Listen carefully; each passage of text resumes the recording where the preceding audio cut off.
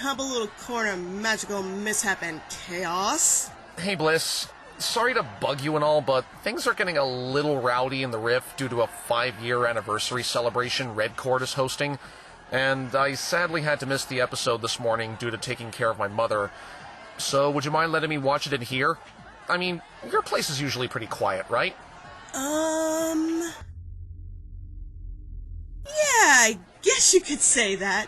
Sure, why not? Come on in. Just be sure to keep it down. I've already seen the episode, and it held me up on getting some work done as is. Oh, sure. You won't even know I'm here. 20 minutes later.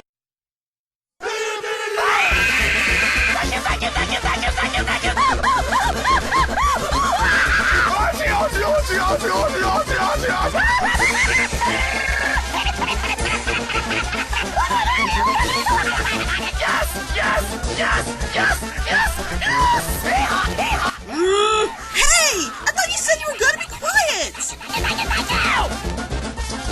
Rogers is writing Jesus! No wonder Disney wanted her!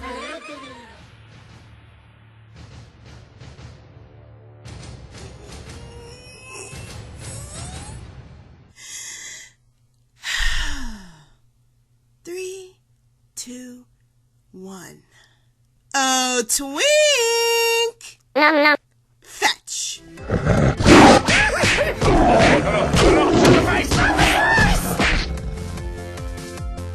Good boy, Twink! That'll be all. Put him down, please. I knew rainbows can make you smile, but I never knew they could also be that vicious! Are you done now? If that means I'll never know what it's like to be tasted by the rainbow, then yeah, I think I'm good. Well, since you're lying there, want to review this episode with me? Well, what the heck. Guess I got nothing else better to do. Just please try to keep that gay pride Flufflepuff on a leash next time. No promises. Hit it, channel!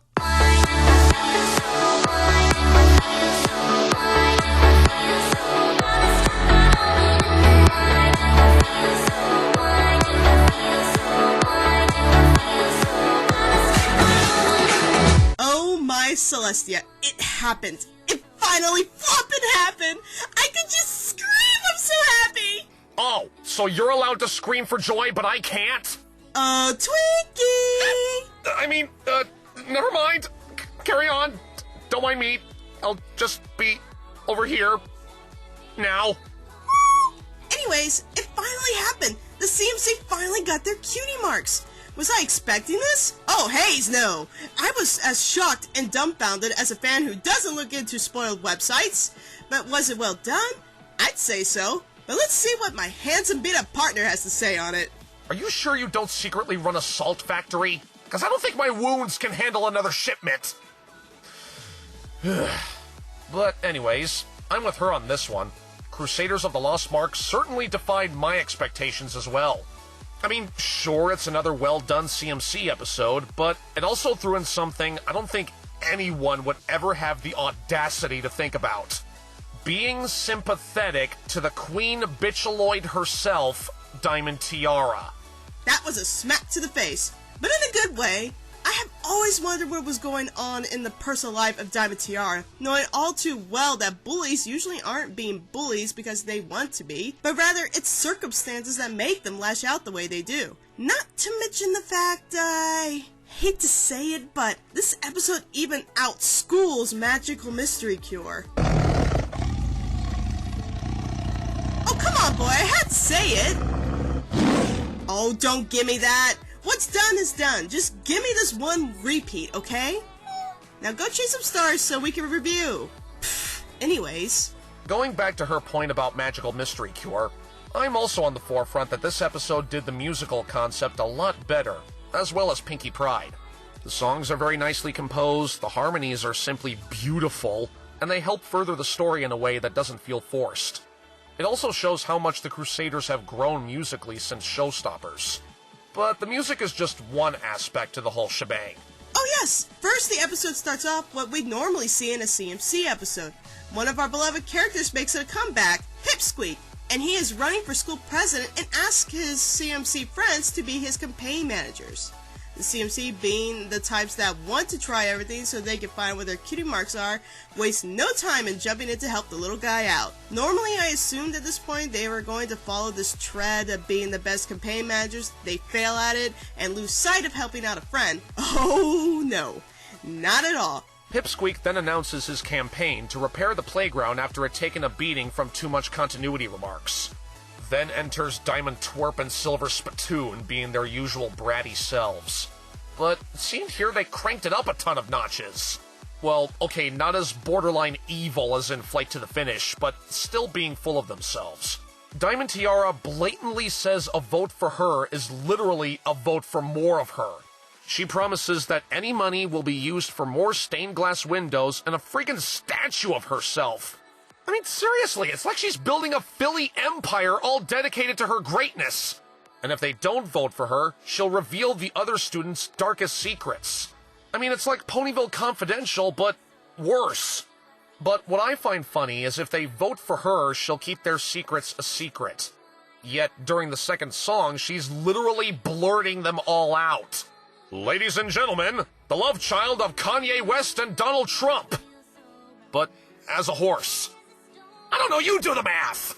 The irony is, her classmates were smart enough to ignore her claims, threats, and bribes. The CMC trotted through. A vote for Pip is a vote for change. They want a new playground. They want some pony they can trust. Oh, check it! Silver Spoon is going to lend a helping hoof. Let's see how this goes. If you show them all you really... I don't recall asking you to speak. Well, if that's how you treat your best friend, then I choose Pipsqueak. Oh, yeah! Smart move there, Diamond Tiara. You just lost all the votes based on how you treated your best friend. Sheesh! If you wanted to zap yourself in the hood, you could have called me. Called me big ears enough times. I won't miss. So Cheerilee counts the votes and, unsurprisingly enough, Pipsqueak wins by a landslide. Guess how well Diamond Tiara takes it. You didn't vote for me? No, I didn't. And suddenly, I wasn't even allowed to speak.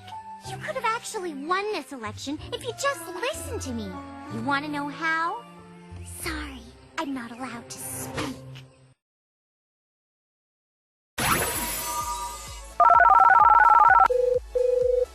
Hello? Ponyville Spa? Yeah, I believe we're in need of Aloe's expert services. Because it seems some pony just got burned, son! Yes, yes, yes, yes! Finally! Frame this moment right here! Yes, yes! Oh yeah, you better scream in frustration and run away. Look at her run away, getting yelled at by her mother about how she failed and is supposed to be the best first-class pony she can be, and start singing a song about how she wants to be a better pony, and she's crying, and... Oh God. Oh God. Oh God! What is going on? I'm feeling sorry for this little brat. I'm dying, is that it? No, no. I'm going insane. Yes, yes, that's it. I'm going mad. Yeah, I'm with her on this. I, for one, did not see this coming. Well, okay, I sorta did, but not like this. Seeing Diamond Tiara get told by her mother spoiled rich really lent her character a bit of perspective. In the beginning, she just seemed like a typical bully unworthy of redemption. But seeing this? Now I just want to hug her. Speaking of which, this song. This song. Oh! I admit, I'm a sucker for the ballads this show has, such as I Have to Find a Way, the reprise of Generosity, and Pinky's Lament. And this one is no exception. The Pony I Wanna Be shows Diamond was really just a victim of circumstance on how she was raised. If anything, her mother is the true evil. I mean, seeing her use the word blank flanks and sounding that harsh about it, that sounded just painful. And this song really does show a lighter side to Diamond about her not even knowing her true destiny, calling back to concepts presented in Appaloosa's Most Wanted and Bloom and Gloom. Heck, if anything, we can now call Gibbon Takes headcanon about her official. Praise be to you, British floating horse head! Seriously, where the hell is the rest of him? Glad I didn't bet on that headcanon then. But yeah, even the CMC were taken aback by how Diamond Tiara was being treated by her mother and decided to extend the hoof of friendship and invite her to their clubhouse. I wasn't surprised that Diamond Tiara accepted the invite. I mean, her best friend did just tell her off the day before. So they get to the clubhouse, and the CMC discover through vague hints that Diamond Tiara doesn't know what her cutie mark is telling her. But not only that, Diamond Tiara even willingly admitted that the CMC were so lucky not to know what their talents are because they were still able to go off on these adventures, a journey to discover who they really are.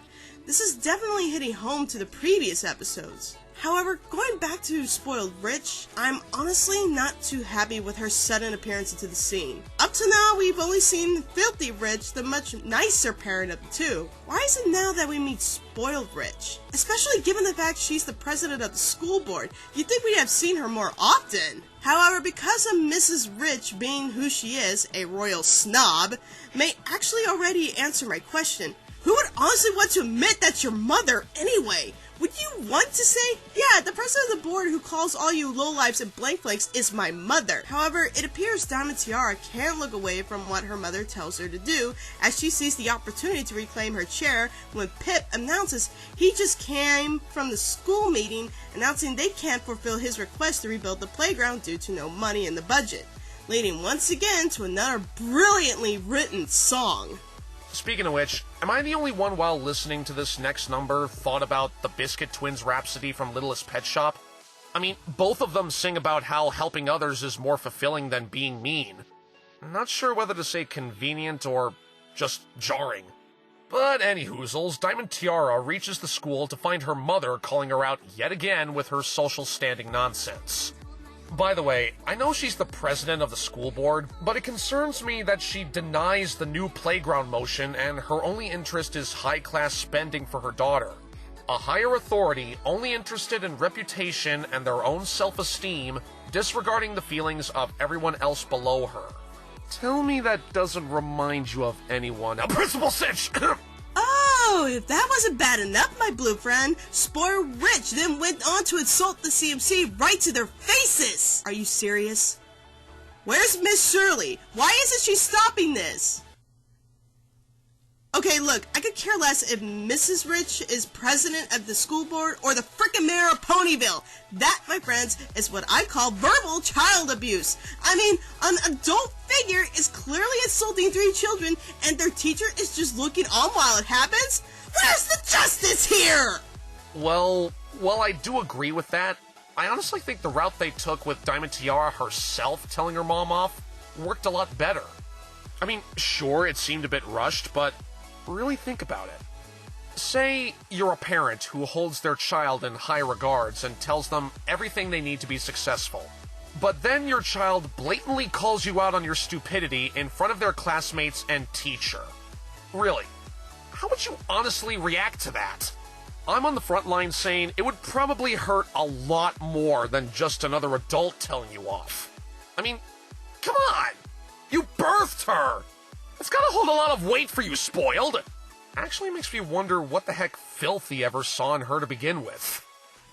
But luckily, Diamond Tiara had finally found the light in her booty tattoo and stood up to her mother and even supporting the CMC with a blunt and firm iron hoof of authority, asking her mother to deliver a note to her father to donate some money to fix their playground. Her talent is getting people to do what she wants? I suppose that makes sense. However, I'm glad to see she's using that talent in a potentially beneficial way. I mean, wow! Such an amazing arc reached in Diamond Tiara's character. I can't imagine anything better topping this than...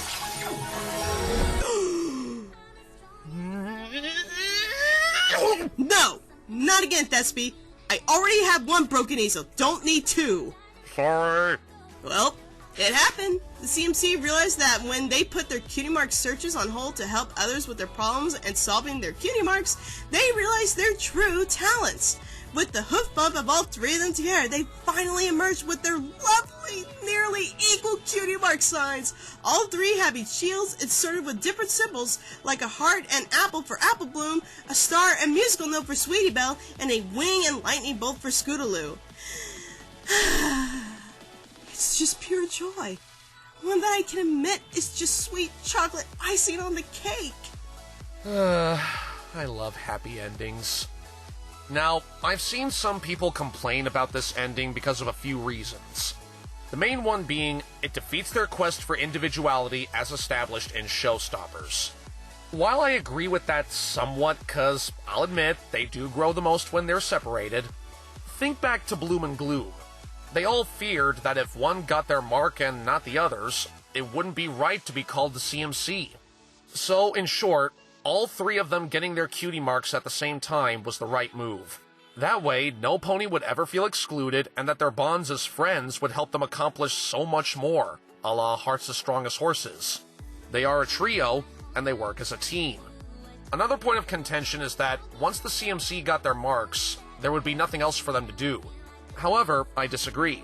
Sure, they got their cutie marks, but they're still young. Like Diamond, they still have all the time in the world to truly discover what their marks really mean. One chapter of their story may be over, but that doesn't necessarily mean that their journey has to end right then and there. And that right there is why I get so teared up about this episode. Their journey is just beginning, and we were all right there following them through, and hope to continue to do so as long as the series of My Little Pony trots on forward. A satisfying conclusion to 2 character arcs, and I look forward to their next adventure later on. Till then, I give this... oh wow. I think this is the highest rated episode I'm ever gonna give.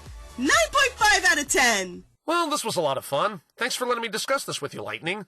With that, I think Red Court's party has died down a bit, so I'm gonna head back out. Oh, and, I'll pay you back for your easel tomorrow. Again, sorry about that. Stay colorful!